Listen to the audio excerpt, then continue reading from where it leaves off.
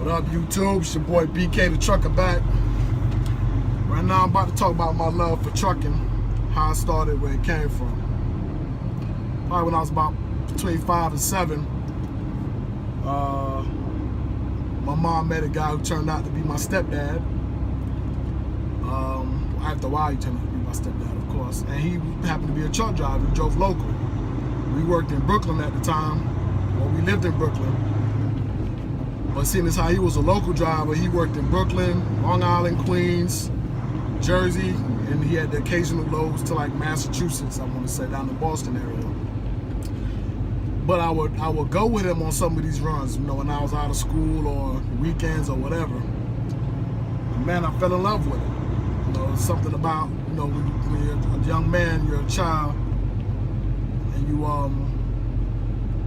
you're in a big old truck. When you're used to playing with your small little Tonka trucks, pickup trucks, you know, dump trucks, yada, yada, yada.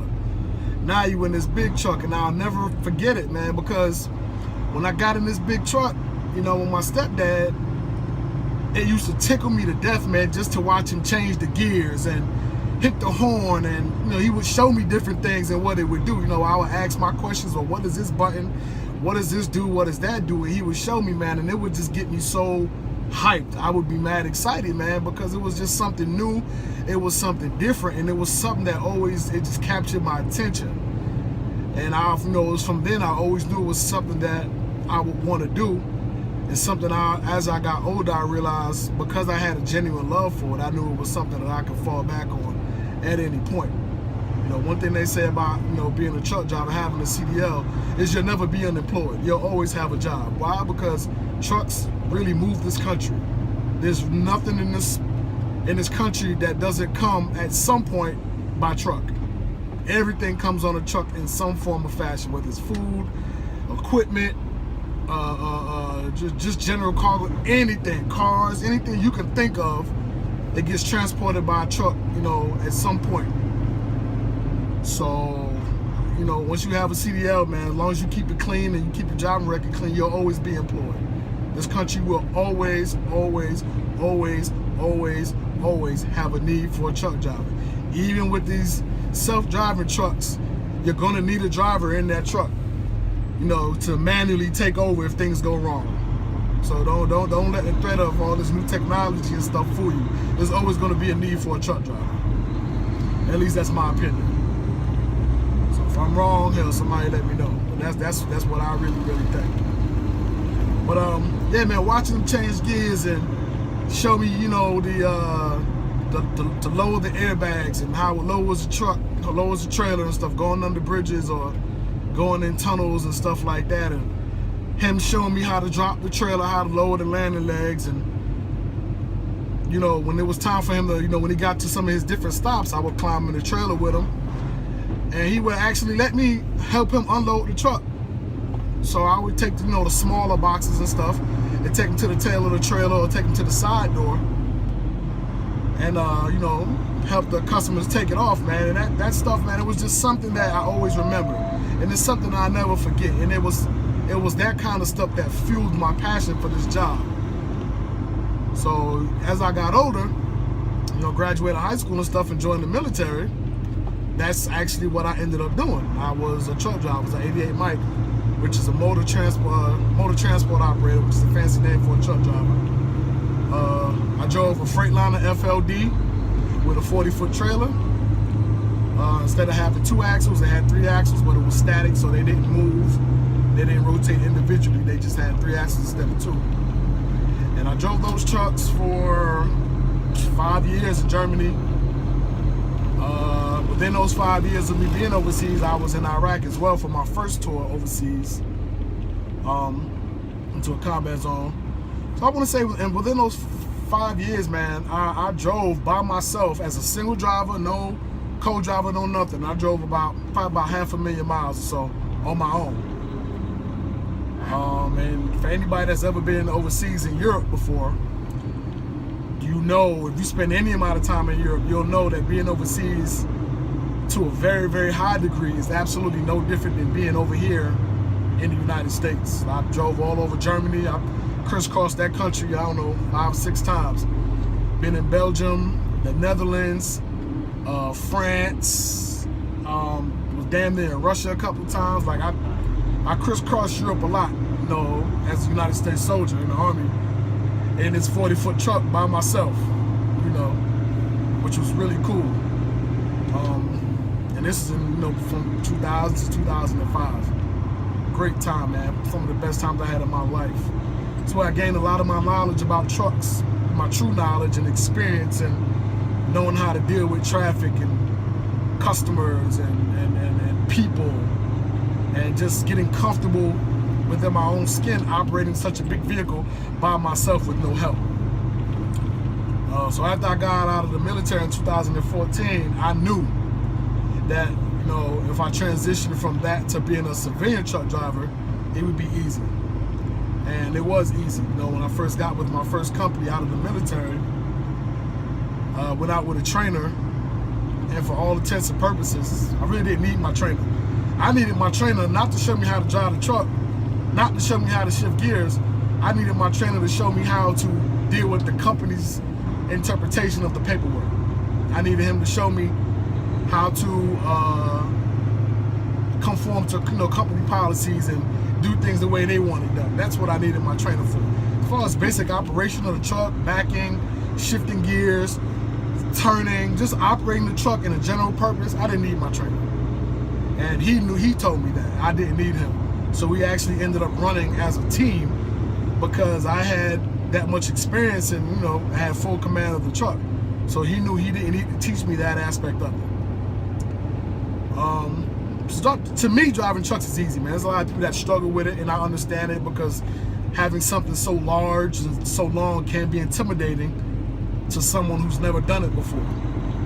As you get used to it, it's no different than driving a car.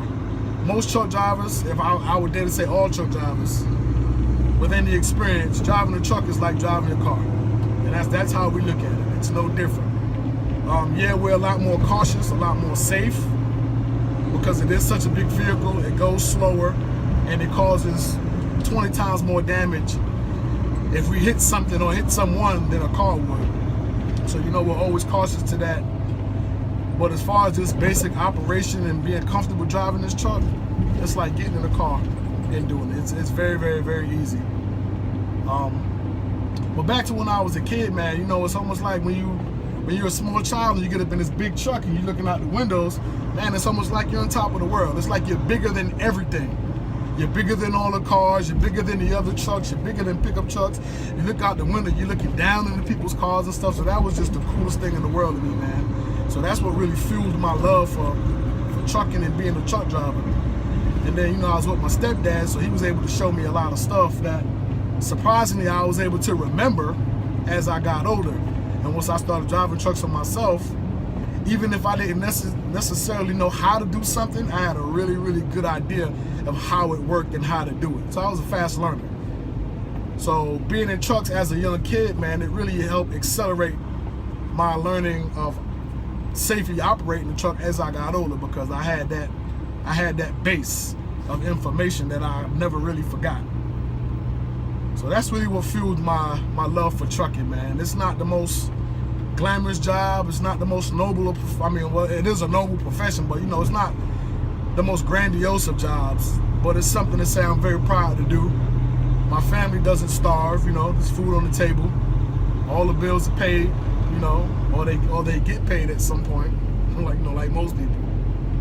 But it's something, you know, something I've always loved to do, man. I was able to crisscross this country a couple of times.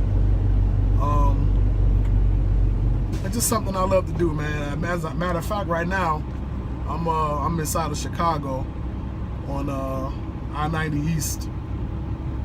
So I'm stuck in ridiculous traffic. I hate Chicago, man. It's no different than New York or Atlanta or any, you know, high volume area with a lot of people, a lot of, you know, big population, man. It seems like there's people in cars everywhere.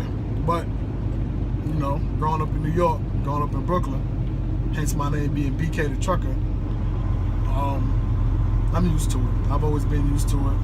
So it's nothing. It gets annoying from time to time, but I can deal with it because born and raised into it, you know. born in New York and raised in Brooklyn, you know, most of your life, nothing surprises you, nothing shocks you, and it teaches you that there's nothing that you can't do. So dealing with heavy traffic and stuff like that, it's a small part of the day, but it's a part of the job. So you know, take the good with the bad. But that's my little story of how I got into trucking. You know, how it got into my blood, and how, you know, almost in 2017, with today being New Year's Eve, this is what I'm doing. And it's something I'm going to be doing for the foreseeable future. I'm not going to be running over the road too much longer. I'll give it till probably the middle of 2017. Me and the family, we plan on moving. Once we move and get settled in, then I'm going to go local. You know, I got kids at the house. I got my old lady at the house. They need me, and honestly, I need them. So this is something that, and I'm home often. Don't get me wrong. I don't spend 2 or 3, you know, weeks or a month out on the road. I'm home just about every weekend. I'm definitely home every week for the most part. There are times where I may stay out an additional week if there's a goal I need to get accomplished, or something that we're trying to do, or if there's a holiday that's coming up and I want to make sure that I'm home for that holiday, then I may stay out a little bit longer so that I can spend more time at home around that holiday. So I make those sacrifices, but for the most, I would say 90% of the time, I'm home every weekend. Sometimes I get home Friday, sometimes I get home Saturday, but you know, then I leave out Monday, Tuesday, sometime Wednesday, just depends. So I'm home always, you know, at least 2 days, sometimes 3, sometimes 4, just depending.